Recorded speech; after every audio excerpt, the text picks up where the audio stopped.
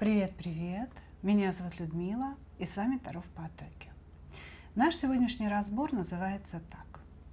Жалеет ли он о том, что случилось? Его мысли и скрытая тоска. И у нас будет только одна позиция, потому что тема очень глубокая, да, ее нужно как можно более широко раскрыть. Поэтому, конечно же, слушайте свою сигнификацию. Да? Сигнификация будет на тему, что между вами. Может быть, немножко о вас, может быть, немножко о нем, да, но по сути, что между вами, чтобы вы себя узнали. Итак, мои дорогие, давайте смотреть. Что между вами на сегодня, что вообще между вами за отношения.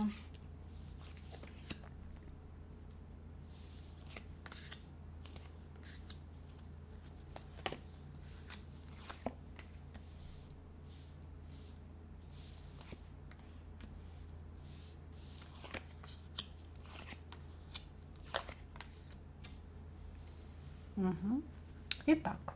Итак,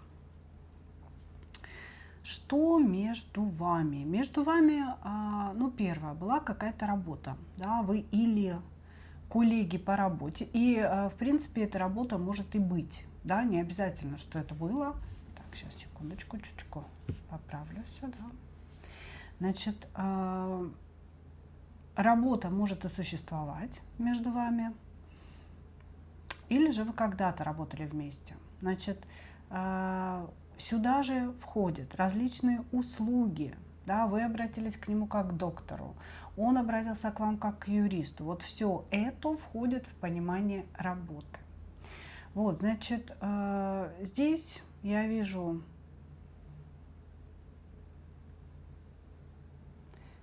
взаимное притяжение между вами, да, но учитывая, что показывают женатого мужчину, то здесь женатый мужчина, у которого не все в порядке дома, да, в общем-то есть какое-то понимание семьи и благополучия, которое выставлено на показ. То есть мужчина, который всем показывает, как он счастлив в семье, всем показывает, какая благополучная, прекрасная семья, на фотографиях у него везде улыбается, да. Вот, значит, мужчина может быть вашим начальником, потому что здесь показан человек при определенных регалиях. Или это какой-то главврач, или это какой-то популярный врач, да, или это, допустим, неважно на каком предприятии, ваш начальник, человек, который стоит над вами. Вот, то есть не просто коллега, а человек при определенных регалиях. При регалиях, при семье, которая показывает видимость благополучия, но таковой, судя по всему, не является. Вот. Между вами было сильное притяжение, оно, кстати, и осталось с этим человеком. И здесь мужчина проявлял к вам заинтересованность.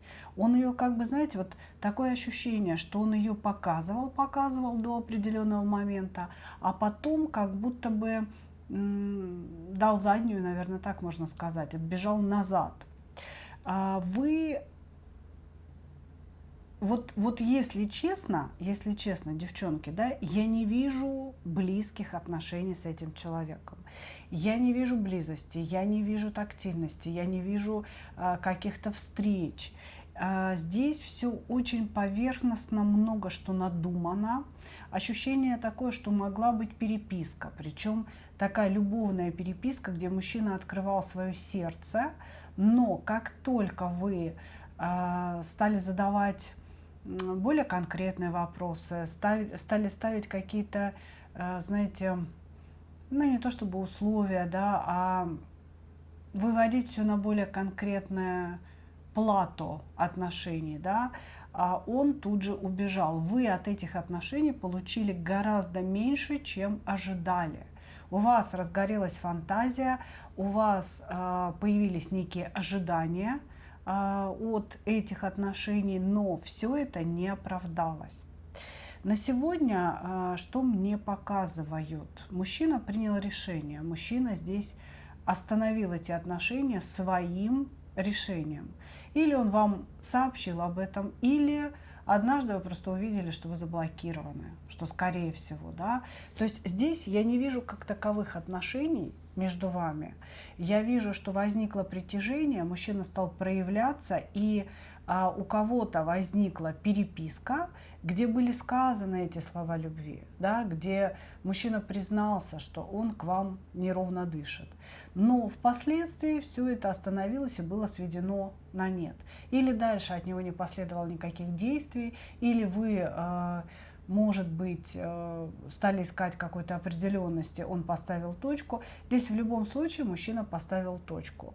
Для кого-то он сообщил, что он уходит назад в семью и он не может предавать, да.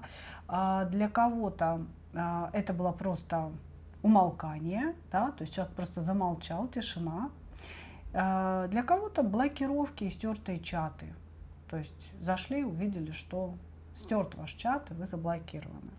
Вот, значит, все закончилось, не успев начаться. Вот из того, что я вижу, да, закончилось, не успев начаться. Вы испытали после его решения, да, и вот такого поведения состояние какого-то ступора, одеревенения. За что? Почему?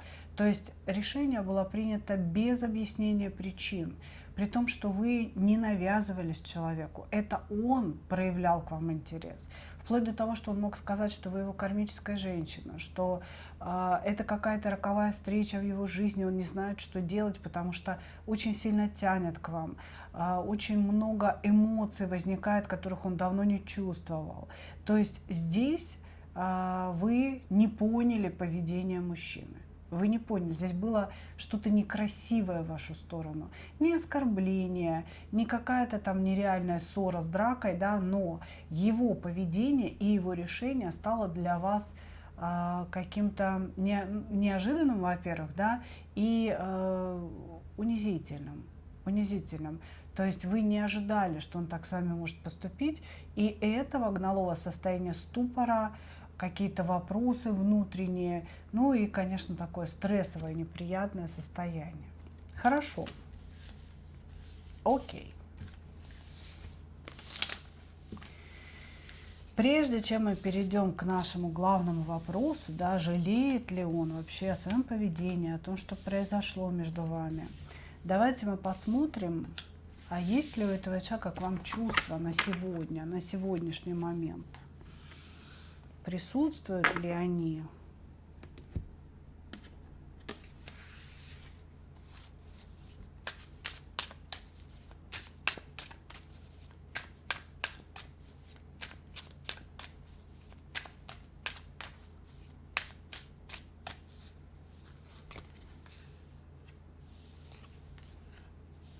Он за вами следит. Не оставил вас в покое.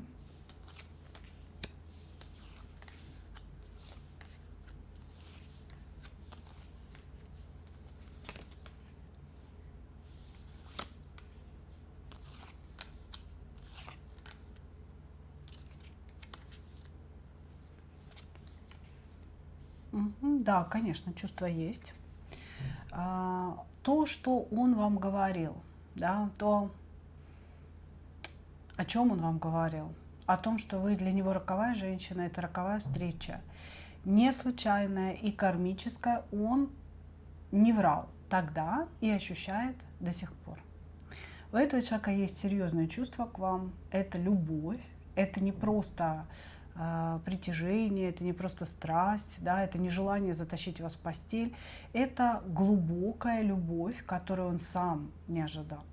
Учитывая, что я не вижу близких отношений, да, между вами, сексуального порядка, я имею в виду, это вообще для мужчины странно, да, потому что мужчины начинают влюбляться, когда уже женщину познали, да, когда им это все понравилось, хочется повторения и так далее. У них все-таки это все лежит в области сексуального, да, сексуального момента. Вот. Здесь идет любовь. Человек видит вас своей любимой женщиной, женщиной, которая перевернула его жизнь, перевернула его ощущение жизни. женщиной, которая не выходит у него из головы и всегда, как вот знаете, некая ретроспектива, да, то есть как вот пленка проматывается каких-то воспоминаний, общения с вами. У него это все в голове присутствует, да, постоянно он видит какие-то картиночки, вспоминает, когда это общение было. Если это только переписка, то он вспоминает, что вы писали, но здесь ощущение, что вы виделись все-таки, да, и ему есть что вспомнить в виде вашего образа и такого натурального общения. Какие еще чувства? Опять наблюдение. То есть здесь человек за вами следит где-то. Он имеет возможность вас где-то видеть. Ну и это чаще всего сеть интернет, да, где он смотрит на ваши фотографии и считает вас очень красивой женщиной. Здесь мужчина прям вздыхает возле экрана. Вот прям вздыхает, боже мой. Это она. Посмотрите, какая она красивая, да, ну, не посмотрите, не к кому-то обращаясь, а к себе, да, наверное, обращаясь, вот. Значит, он считает, что появившись в его жизни, вы полностью, как будто бы, знаете, вот, поглотили его сердце, я бы так сказала. Ну, во-первых, у него снесло от вас голову, и он боялся какое-то время, что он даже разрушит свою жизнь ради вас. То есть он готов был ее разрушить, и его вот прям действительно понесло куда-то, понесло. Но потом возникли прагматичные мысли. Да, а что дальше? А что я потеряю ради нее? А как я, допустим, разрушу свою семью и жизни людей внутри моей семьи? То есть здесь мужчина остановился в движении к вам именно потому, что ну, как бы задумался над последствиями, да, его действий. Вот. Но чувств здесь очень много. Здесь очень много чувств и очень много наблюдения. Он не может сейчас с вами общаться, да, он же принял там какое-то решение для себя. Вот. И поэтому он за вами смотрит и все время видит, как вы расцветаете, как вы становитесь еще красивее, как вы светитесь энергией. И каждый раз это он прям вздыхает. Не моя. Не моя, такая красивая и не моя. Вот, значит, здесь прям любовная любовь, невозможность быть с вами. Он все время думает о вашей сексуальности, о том, что он вас так и не попробовал, и как ему хотелось бы этого сексуального контакта, и как бы он в это все рухнул, и как бы он, знаете, как вот в омут с головой, он прям себе это все представляет, как в омут с головой я окунулся бы в эту женщину, окунулся бы в отношения с ней и не думал бы вообще ни о чем. Почему-то мужчина здесь вот так ощущает связь с вами, что невозможно думать ни о чем другом, ни о работе, ни о деньгах, ни о каких-то проблемах, если она рядом. Можно думать только о ней, погружаться только в ее бездонные глаза и вот плыть по течению этих ощущений. Вот, значит, еще в чувствах у него дружба. То есть вот здесь безусловная любовь, я вам сразу хочу сказать, здесь очень много любви, настоящей, кубковой, в сердце, которая человека делает лучше, облагораживает его, наполняет его. Вот. Подавленная страсть, то есть очень много сексуальных желаний, которые он, но почему-то он то ли себе запретил, то ли говорит, это все равно не сбудется, поэтому зачем об этом думать, да. И есть еще один аспект любви, да, это дружба, потому что он внутренне испытывает какое-то такое, знаете, трепет перед вами, доверие вам и вот это вот ощущение, что вы его друг, понимаете, это очень тоже важно, это очень много. Здесь очень много чувств, и опять на дне колоды у нас страшный суд. Она для меня кармический человек, очень важный, самый важный. Это женщина, которая изменила меня, разделила мою жизнь на до и после. И это женщина, которая поменяла мое представление о жизни. Вот, то есть, если честно, я не понимаю, почему он убежал из этих отношений, почему он сделал такие шаги странные. Потому что здесь прям любовная любовь. Любовная любовь. Ну ладно, давайте разбираться тогда, да? Жалеет ли он о своем поступке? Здесь действительно, слушайте, скрытая тоска такая, что, мама, не горюй. Жалеет ли он о своем поступке?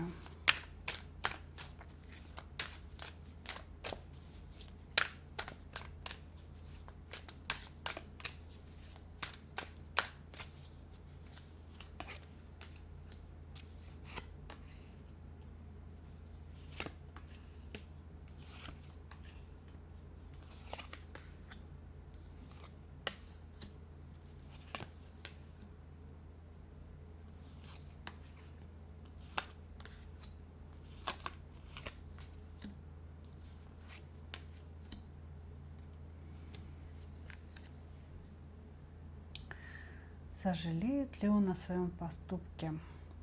Я бы сказала, он очень сильно зол на себя. У него идет, знаете, конфликт с собой, направленный вглубь, не вовне, а вглубь. Здесь человек себя истязает, вот прям истязает своими мыслями, истязает подавлением своих желаний, потому что очень много желаний проявиться, очень много желаний рассказать вам о своей любви, но он буквально себя закрывает, запрещает себе это делать, и это дает проблемы на здоровье, потому что внутренний конфликт этого человека, да, он направлен на себя.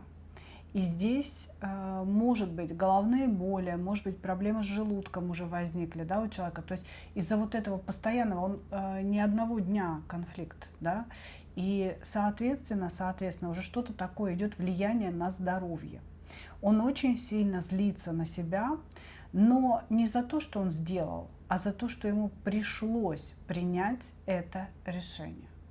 То есть, безусловно, он не хотел его принимать. Даже если он вас просто заблокировал, это выглядит очень некрасиво. Да? Он сожалеет не о самом поступке, а о том, что вообще в принципе это пришлось сделать. Ужасная злость на себя, ужасная тяжесть внутри себя, ощущение того, что жизнь закончилась, и теперь в ней нет никакого смысла. Значит, пытается себя как-то, знаете, образумить и прибавить смысла своей семьей. То есть он себе как будто говорит, ну у тебя есть семья, у тебя есть благополучие, ну ты посмотри, там прекрасная жена, замечательные дети, дом, работа, у тебя все хорошо, но зачем? Зачем тебе это? Зачем тебе эти переживания? Зачем тебе входить в эти отношения? Вот. Ну, пытается перенаправить себя, пытается себя успокоить. Тут, может быть, даже делает какие-то медитации, практики, да, выезды на природу и так далее, чтобы успокоить своих разбушевавшихся демонов внутренних. Вот, значит, я бы сказала так. Человек очень сильно жалеет о том, что произошло. У человека колоссальная тоска по вам. Он пытается уйти от этой тоски, уйти от скучания, переживания, от того, что ему хочется выйти на Луну. Он пытается уйти, занимая себя делами своей семьи, пытаясь обратить внутреннее внимание на то, что ну у меня же все хорошо, ну вот посмотри, у тебя все выстроено, да? То есть здесь человек прям разговаривает с собой. И он все время, как бы он ни пытался, почему-то видит кислое лицо своей жены, что она чем-то недовольна, что она его не интересует как женщина, что она его не возбуждает. Не знаю почему, да, может быть, долго живут вместе, может быть, женщина реально переключилась там на детей, на хозяйство и так далее, про мужчину забыла. Вот, но он вроде как себя уговаривает, но посмотри, что у тебя есть, да, порадуйся тому, что у тебя есть, но видит все время что-то плохое, видит все время как раз вот какое-то такое недовольство, да, со стороны жены, и сам испытывает это недовольство. Вот, он пытается выйти в равновесие, он пытается выйти в гармонию, но у него это не получается. Не получается. Значит, что еще здесь происходит? Может быть, этот человек писал вам за это время. Писал, но стирал. Да, или вы, допустим, зашли и увидели стертое сообщение. А может быть, вообще ничего не увидели, потому что он написал вам сообщение, послал его, а потом очень мужественно стер. Вот. То есть, почему я об этом говорю? Потому что здесь есть карты, да, письма и какого-то вот разрыва внутреннего. То есть или он написал, стер, и его колбасило от этого просто эмоционально, да, что он вообще в принципе написал сообщение, послал и испугался, что сейчас вы его увидите, быстрее начал стирать, ну вот что-то такое, да. Или здесь наоборот, желание написать колоссальное, вот он буквально сидит с телефоном, да, хочет написать, но вот эта башня эмоциональная, это от того, что он не может это сделать, да, то есть я не могу тебе написать, я так хочу тебе признаться. Тут человек очень хочет высказаться, он очень хочет признаться, он очень хочет сказать, насколько вы важны, он хочет извиниться за то, что он сделал, он хочет сказать, что дело не в вас, дело во мне, я трус, я побоялся все потерять, я побоялся разрушить свою стабильность, я не готов ради тебя делать какие-то серьезные шаги. Я малодушный трус. Вот что он хочет вам сказать, понимаете?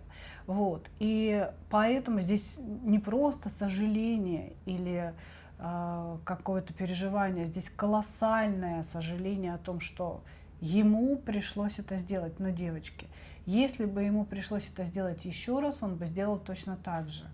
Потому что здесь все равно, несмотря на любовь, на эмоции, на притяжение, у человека уже сделан выбор. И этот выбор в пользу семьи. Пусть мне будет плохо, пусть я ничего не буду чувствовать, но я не разрушу созданные стены, говорит он. Понимаете, здесь вот прям чувствуется, несмотря на вот эту вот всю любовь и бурю внутреннюю, он четко уверен, что стены своей созданной уже жизни он разрушать не будет. Хорошо, будут ли какие-либо действия в вашу сторону, да, вот после того, что мы с вами узнали, будут ли действия?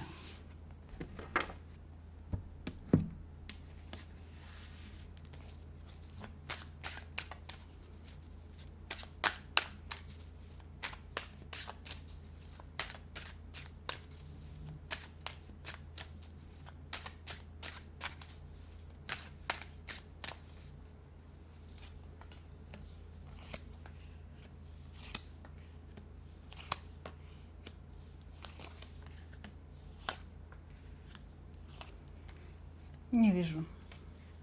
Действий не вижу. Здесь, понимаете, все вот эти переживания, все вот это внутреннее его самоуничтожение, я бы сказала, да, это все вот в его эмоциональной, ментальной сфере происходит.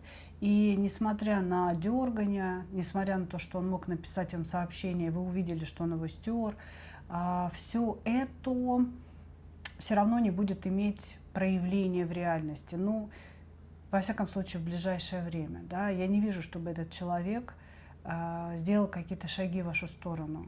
Кстати, если вдруг на вашу карту откуда ни возьмись придут деньги, или если вдруг вы получите цветы, или какой-то подарок от незнакомца, да, или вдруг вам ваши знакомые, если вы, допустим, имеете общих знакомых, что-то передадут, да, и не скажут от кого. Вы знаете, что это от него, потому что у него здесь есть задумка сделать вам какой-то сюрприз, сделать вам какой-то подарок инкогнито, то есть так, чтобы вы четко не поняли, кто это, от кого. Просто сделать какой-то жест в вашу сторону.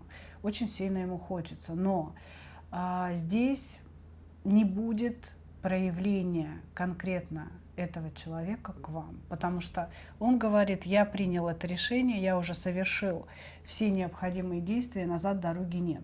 На сегодня он думает именно об этом. И еще он думает о том, что любые мысли о том, что с вами могло что-то получиться серьезно, если бы он разрушил семью, являются самообманом. Он говорит: не обманывай себя, эта любовь быстро бы закончилась. То есть он себя уговаривает, да, эта любовь быстро бы закончилась, а ты бы разрушил семью и судьбы, и жизни других людей. Ты не имеешь на это права, да, ты не Господь Бог и не строй из себя такового.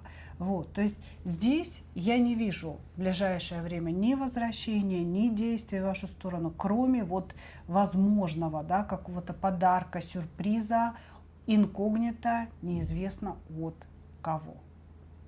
Ну, вот такая, девочки, ситуация, да, понятное дело, что он любит, очень сильно страдает, и точно так же я понимаю, что вам от этого не легче. Я думаю, что у вас тоже к этому человеку до сих пор проявлен интерес внутренний, да, и желание в его сторону, и притяжение, потому что, ну, такие чувства с его стороны, я думаю, вы их ощущаете, вы их очень хорошо ощущаете через канал связи между вами. Тем не менее, да, действий никаких не будет, потому что человек здесь сделал свой окончательный выбор. Во всяком случае, да, на сегодня это так. Ну что, мои дорогие, вот такой сегодня получился разбор. Благодарю вас за ваше внимание. И, как обычно, хочу пожелать вам только одного: встретить свою настоящую любовь и не потерять в ней себя. Ну а мы увидимся с вами в следующих видео. Пока-пока.